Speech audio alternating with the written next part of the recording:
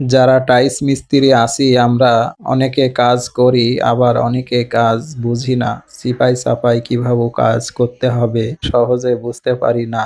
তাই এই ভিডিওটি দেখানো হলো আপনি সহজে কিভাবে কাজটি করতে পারেন। কি সুন্দর একটি কার্টুনের মাধ্যমে দেখুন আর্ট করে নেয়ার পরে একটি টাইলস সেম ভাবে কার্টুনটা বসিয়ে দাগ দিয়ে কেটে নেওয়া হচ্ছে। এই অনুযায়ী আপনি কাজটি করলে যেকোনো জায়গায় আপনি সহজেই কাজটি মিলাতে পারবেন। দেখুন এই ভাইটি কাজটি একবারে হুবহু মিলে গেল, কোনো ত্রুটি থাকলো না কাজে।